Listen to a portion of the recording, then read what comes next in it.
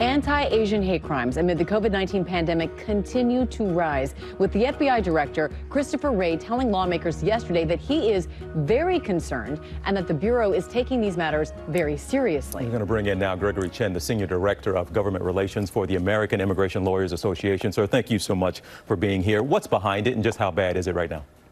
Well, the problem of anti-Asian violence is serious and has gotten worse. In 1990, I directed a program in Boston to respond to anti-Asian violence. And back then, we might see a few hundred incidents a year of crimes targeting Asians. But just in the past year, from March to December of 2020, community-based reporting showed about 2,800 anti-Asian violence incidents across the country. And so this is a growing problem. And we're seeing people being spit upon, shunned, elderly people being shoved down. We've had a couple of fatal incidents happen targeting Asians. And my family members across the country, including on the West Coast and East Coast, they're concerned about this and they're looking for ways that they can get support on it. So it's a serious problem. Yeah, I wanted to talk about ways they could get support. Obviously, we just said the FBI director saying he's very concerned. These numbers are incredibly alarming. So what can we do as communities on the local level to stop this hate?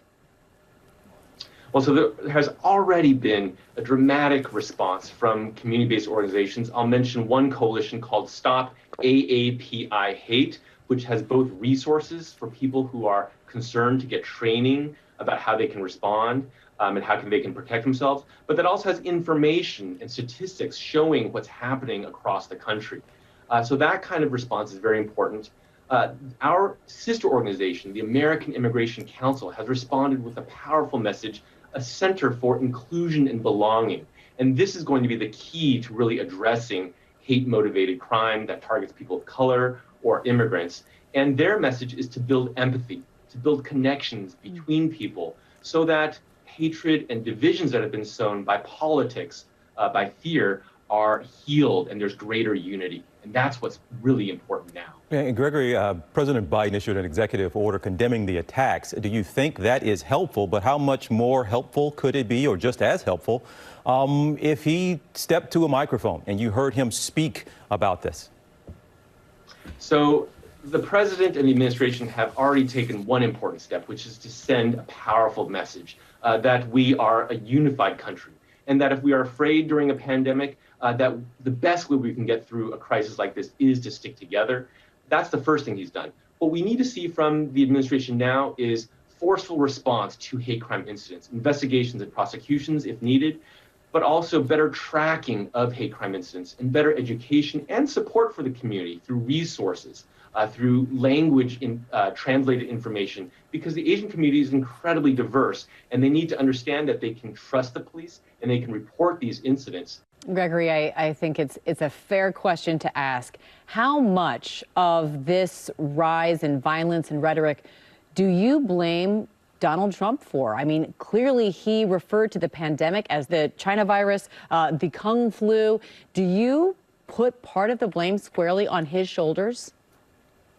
Absolutely. And there's just no question that President Trump, during his time on the campaign trail and as president, increased the nationalistic and anti-immigrant rhetoric that he used. And then, as you said, referring to the coronavirus as something that came from China, the China flu or Kung flu.